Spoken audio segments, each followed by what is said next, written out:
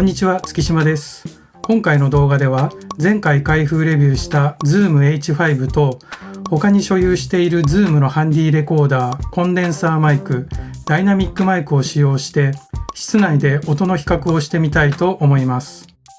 ちなみに動画収録するときはいつもこの C214 で声を録音しているのですが、今回は比較に使いますので、今日の声はノイマンの TLM107 で録音しています。それでは今回使用するマイクの紹介をしていきたいと思います。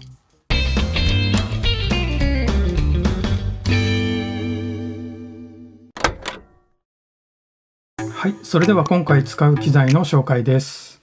まず Zoom H1N、Zoom H3VR、Zoom H5、アーカーゲー C214、手話 SM5%、録音の周波数とビットレートは 44.1kHz、16ビットで録音しています。どうもこんにちは、月島です。この音は H1N で録音しています。どうもこんにちは、月島です。この音は H1N で録音しています。どうもこんにちは、月島です。この音は H3VR のステレオモードで録音しています。どうもこんにちは、月島です。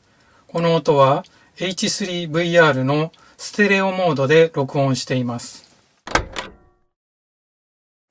どうもこんにちは、月島です。この音は H5 で録音しています。どうもこんにちは、月島です。この音は H5 で録音しています。どうもこんにちは、月島です。この音は H5 に C214 をつないで録音しています。どうもこんにちは、月島です。この音は H5 に C214 を接続して録音しています。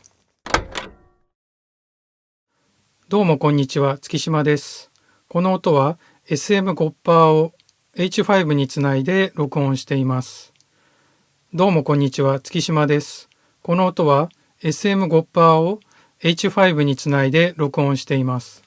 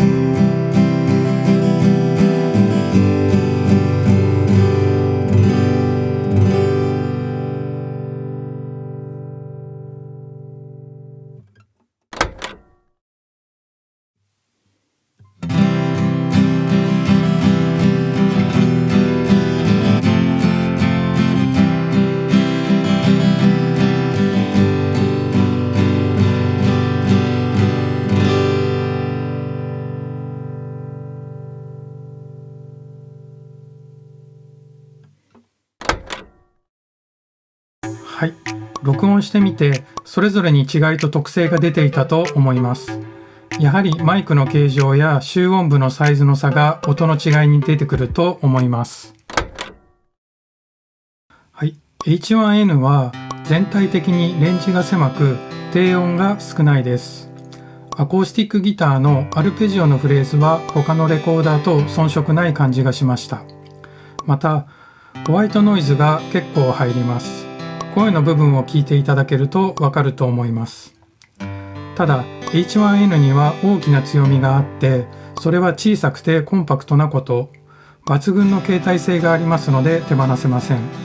バンドで練習スタジオに入るときやミーティングの時などに使用しています。H3VR はステレオモードで録音しました。楽器の音が意外なほど良かったのでびっくりしました。集音部のサイズからすると H1N とあまり変わらない音かなと思っていたのですが、ノイズも少なくてしっかりと録音できていました。アコギでは高音部分がきらびやかな感じがしました。またステレオモードで録音したのですが、 H1N や H5 に比べるとより立体感のある音に感じました。マイクが4つあるからだと思います。H5 は低域から高域まで安定したいい音だと思います。H1N や H3VR よりワンランク上の音だと思いました。マイク部分は他のレコーダーよりも大きいですし、ショックマウント機構も採用されていて、ノイズも少なくていい感じです。ここからは H5 を使用したモノラルでの録音になります。C214 と H5 の組み合わせは、やはりこの組み合わせが一番いい音だと思います。低音から高音まで広いレンジでしっかりと録音されている感じです。アコースティックギターの同なりの低音や高音がしっかりと録音されています。ただ、後々 EQ とコンプ処理が必要になります。演奏の下手くそさもそのまま録音されています。SM5% と H5 の組み合わせは、5% 自体ボーカル用のダイナミックマイクですので、アコギを録音するケースはあまりないのですが、今回録音してみました。結果はまとまった音だなと感じました。録音しただけなのに EQ 処理とコンプレッサー処理をすでにされている感じで、そのままオケに入れて大丈夫な印象を持ちました。定番のマイクとして使い続けられているゆえんだと思いました。はい、いかがだったでしょうか。どの機種もいい音で録音できます。また H3VR で楽器を録音した音が想像より良かったので驚きました。どの機種も場面ごとに使い分けができますので、もちろんこれからも活用していきます。それでは最後までご視聴ありがとうございました。